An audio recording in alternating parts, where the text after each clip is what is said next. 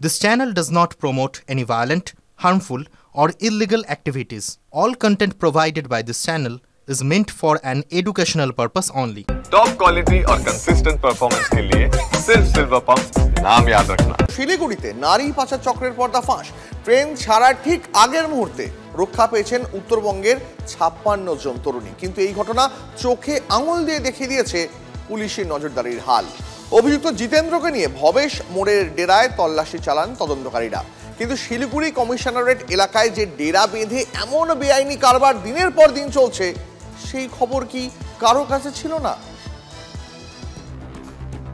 তিনতলা পাকা বাড়ি, আগে পিছিয়ে ট্রেনিং সেন্টারের সাইনবোর্ড, নাম দুর্গ এডুকেশন অ্যান্ড চ্যারিটেবল সোসাইটি।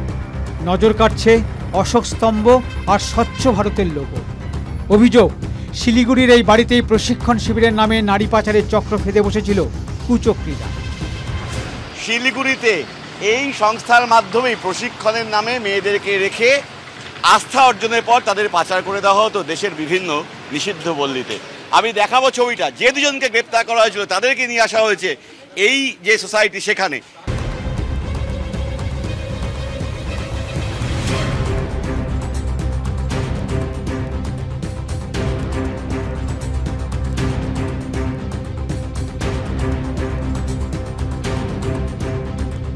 ভুয়ো সেন্টার, ছত্তিশগড়ের সংস্থার নাম করে এভাবে এই মেয়েদেরকে পাচার করা হতো।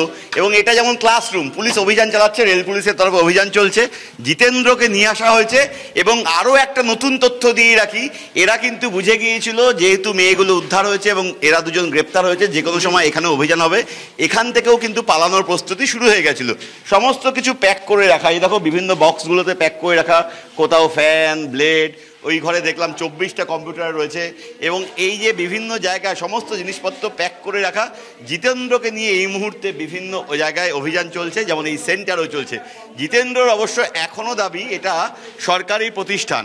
জিতেন্দ্র, এটা সরকারি প্রতিষ্ঠান? জি স্যার। কোথায় কাগজ, কোথায়?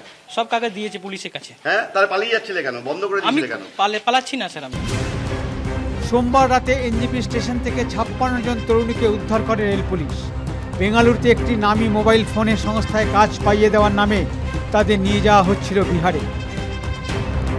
সেদিনই এনজিপি স্টেশন থেকে দুই অভিযুক্ত জিতেন্দ্র পাসওয়ান এবং চন্দ্রিকা কর নামে দুজনকে গ্রেপ্তার করে রেল পুলিশ। ধৃতরা কিভাবে এই চক্র চালাতো তারই সুলুক সন্ধানে এদিন এই বাড়িতে হানা। প্রথমে অফিস দেখালাম, এবার কিন্তু মেয়েদেরকে যেখানে রাখা হতো হোস্টেল, সেই হোস্টেলে পুলিশ জিতেন্দ্রকে নিয়ে যাচ্ছে। আমি কোম্পানি এমপ্লয়ি আছি, আমি কোনো কোম্পানি লোক নেই। মালিক কে আছে আপনারা সার্চ করুন, ঠিক আছে? মালিক হিসাবে না, এটা গভর্নমেন্ট প্রজেক্ট দাদা।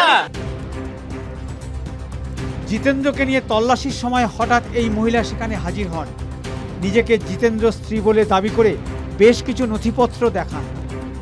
आपके पास कुछ कागजात है गवर्नमेंट का अप्रूवल का या फिर कुछ जिसमें लिखा गया है आप लोग इन लड़कियों को लेके काम देंगे?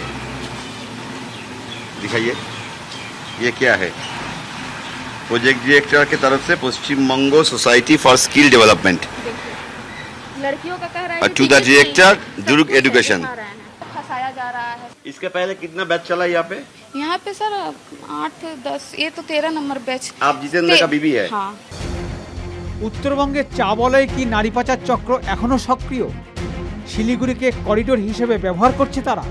এই সমস্ত প্রশ্নের জন্য উত্তর দিচ্ছে এই ট্রেনিং সেন্টার। শিলিগুড়ি কমিশনারেটের আওতায় পড়ে ভবেশ মোড়। কমিশনারেট থেকে দূরত্ব 8 কিলোমিটার। কাছেই ভক্তিনগর থানা, আশিঘর পুলিশ ফাঁড়ি প্রায় 1.5 কিলোমিটার দূরে। অভিযোগ, পুলিশের নাকের ডগায় প্রশিক্ষণ শিবিরের আড়ালে চলছিল নারী পাচারের কারবার, অথচ টের পেল না কেউ। সূত্রের খবর, ট্রেনিং সেন্টারের নামে কারা বাড়ি ভাড়া নিয়েছিল স্থানীয় থানাতে তার কোনো তথ্য নেই। পুলিশ সূত্রের দাবি, বাড়ির মালিকও এলাকায় থাকেন না। শিলিগুড়ি থেকে প্রসেনজিৎ চৌধুরীর রিপোর্ট, TV9 বাংলা।